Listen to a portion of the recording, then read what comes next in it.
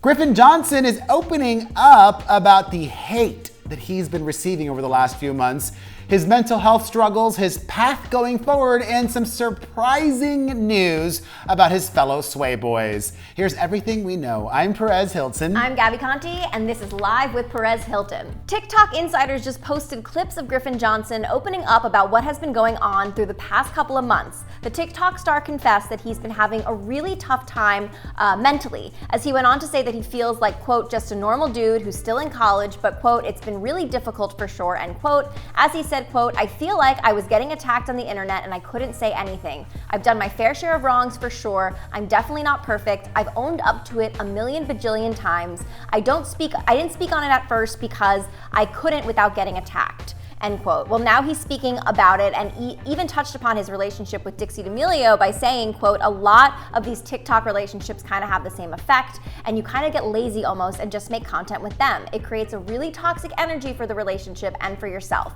It's not good content, it's boring. When I got out of the relationship, I realized that I didn't have any friends, I lost the boys. As he said, there was a long period where he wasn't making content with the Sway boys. He said that after the breakup, he didn't feel like he had a connection to his followers anymore. As he said, quote, because all I was doing was posting about my relationship and making everything about that. He also claims that his track Convenient wasn't a diss track. That wasn't his intention. His intention was that he was hurt and he was trying to speak. I didn't know how else to speak on the internet, and that song was more for a cry for help than anything else. So that's a lot. A lot. And I love self-reflection and transparency and a real moment of authenticity, because a reminder, 99% of what you see on social media is fake. It's what the influencers want you to see. Not everybody is as real as me. I'm almost too real. People have a problem with that. People do not like or are not used to 100% transparency. Oh, totally. Like, everybody knows that's watching this, all the drama that went on over the last 7+ days with Charli D'Amelio and her sister and James Charles and myself and Trisha. I was involved in a lot of the drama too. Yeah, you were. And people kept telling me, why are you talking about this, old man? Why are you inserting yourself in people's business? And I said to them, really honestly, for views, for clout, for relevancy, for attention, for money. Well, hey, at least you're being honest about that, because most influencers are doing it for the same motives, yes, but they don't say it. They're like, I'm just making content for the fans. Exactly. It's what the fans want.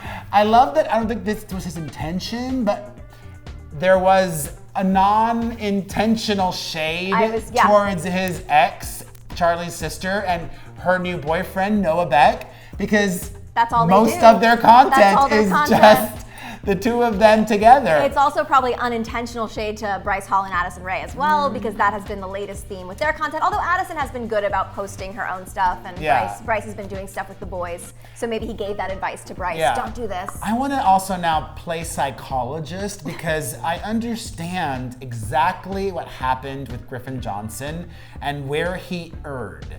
The big mistake was he was getting all of this hate from all of the internet, it felt like to him.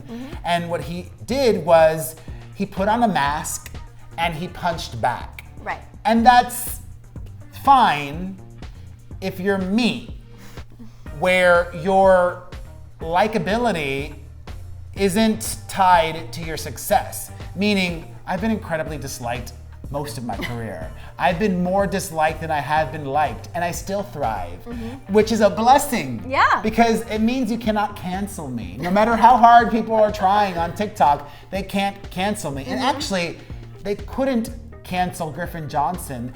He just didn't know that then. It felt like he was being canceled, and hopefully now that he's been through this, he'll realize nobody's ever really canceled. No. People's opinions are so easily swayed these days. And it's so stupid. Once again, watch all of the videos that Gabby and I post here, because they're very insightful. I think a lot of the problems that we are suffering right now in this world, and especially in this country, are a direct result of Donald Trump and his weaponization and polarization of America and the divisiveness, because I've seen so many people on TikTok tell me this one phrase over and over and over again: pick a side. Oh, I get that too on the comments on YouTube. You don't need, you know whose side I pick? Mine.